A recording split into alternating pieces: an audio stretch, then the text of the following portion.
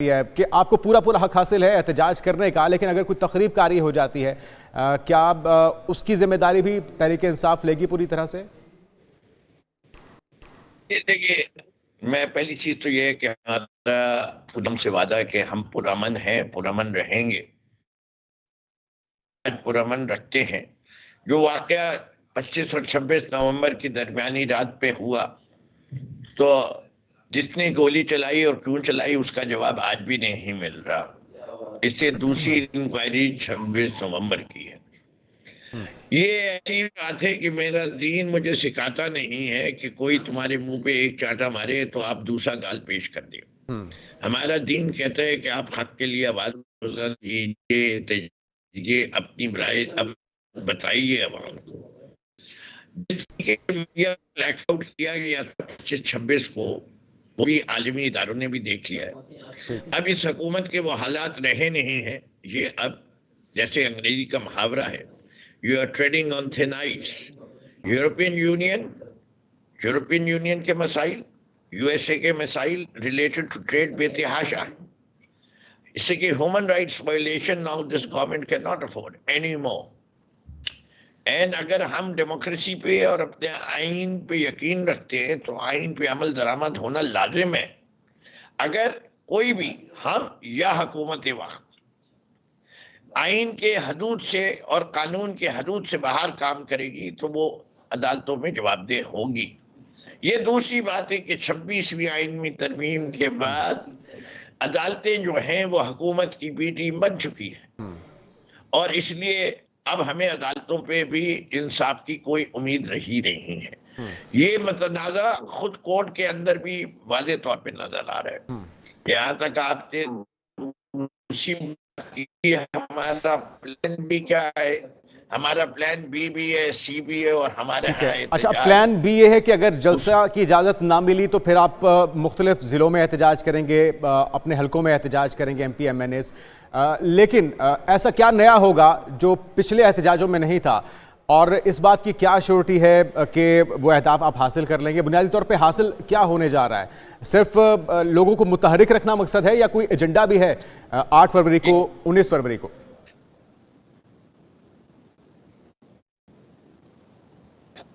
नकवी साहब, देखिए, बात सारी है, हम अब इस वक्त वादे तौर पे क्लियर हो चुके हैं। This country needs a mass revolution.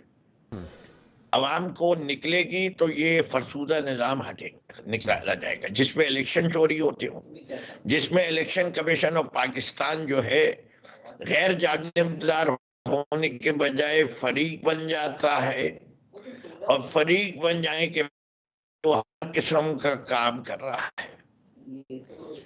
वो काम कर रहे जो कि आपको मेरे ख्याल से तस्वुर में भी नहीं था। अच्छा, एक चीज़ नकवी साहब ये कि माजी में हमने देखा कि एक ग्रैंड अलायंस ने आपकी हुकूमत को चलता किया, क्योंकि वो नंबर्स पूरे कर चुके थे, वो अपनी स्ट्रीट पावर बना चुके थे, वो एक स्ट्रेंथ बना चुके थे ऑपोजिशन के तौर पे, एक मुतहरिक ऑपोजिशन ग्रैंड अलायंस के तौर पे। अभी ये जो मीटिंग हुई है एक रोज़ पहले, जिसमें मौलाना फजल रहमान भी थे, जिसमें शाहिद खान अब्बासी साहब भी थे, जिसमें PTI भी थी, सुन्नी इत्तेहाद के दोस्त भी थे, तो आपको नहीं लगता कि इन एहतजाजों के अंदर, सड़क के अंदर आने के लिए भी आपको इन सब का सहारा लेना चाहिए? क्योंकि आप एक तरफ कह रहे हैं कि जी अदलिया बिक चुकी है, हुकूमत ये दावा करती है कि वो और इस्टेब्लिशमेंट एक पेज में है, तो आपको अकेले ये जंग लड़ने के बजाय सारी कुव्वतों को शामिल करना चाहिए, और आपको लगता है कि वो साथ देंगे आपका इस मिशन में, इस मकसद में? अच्छा जी, पहली चीज तो मेरे ख्याल से अगर सिंध हाउस और उसमें हर आदमियों का मजमा जो है वो अवाम कहलाएगी, तो मैं आपकी सिर्फ मेमोरी को जॉग करना चाहता हूँ। That is not public, that is horse trading. हमारी हुकूमत आसिफ जरदारी साहब ने हॉर्स ट्रेडिंग के जरिए गिराई थी। अच्छा, तो इसलिए आप अवाम का एक जलसा दिखा दीजिए जो सपोर्ट में निकला हो कि ये मूव होना चाहिए, उसके बाद कोई जलसा हो। और 8 फरवरी को या उससे पहले जिस साल हुकूमत गिराई गई थी, उसके बाद 17 अप्रैल को जो कराची में, लाहौर में अवाम का हजूम खुद निकला था बगैर किसी कॉल के, वो भी आप लोगों ने देखा था। अब जहां तक बात है सारी जमातों को, देखिए, क्या आप समझते हैं कि बाकी जमातें इस इलेक्शन से खुश हैं? क्या सिर्फ तहरीके इंसाफ को धांधली नजर आ रही है, किसी और को नजर नहीं आई? क्या वो समझते हैं कि ये फेयर एंड फ्री इलेक्शन हुआ था? आज पीटीआई निशाना बन गई। PTI is the main sufferer of this fraudulent election. तो आपके ख्याल में फिर ये पूरे पाकिस्तान में ही री इलेक्शन होगा? एक मिनट जुनेद, एक मिनट जी, फरमाइए फरमाइए फरमाइए। आइंदा के इंतखाबात में जी, अगर ऐसे इलेक्शन कमीशन बनने से ना रोका जाएगा तो कल यही पीपल्स पार्टी जब पीएमएलएन के साथ लड़ रही होगी, खिलाफ लड़ रही होगी, तो वो सफर करेंगे, जेयूआई सफर करेगी, जमात इस्लामी करेगी। इसलिए हर जमात के लिए, जमहूरियत की बका के लिए, इससे कि हमने तो ये फैसला तो किया हुआ है आईन में कि हमारा निज़ाम जमहूरी है, इस्लामी जमहूरिया पाकिस्तान है। हम अगर दो चीजों का जिक्र है तो इस्लाम और जमहूर का है।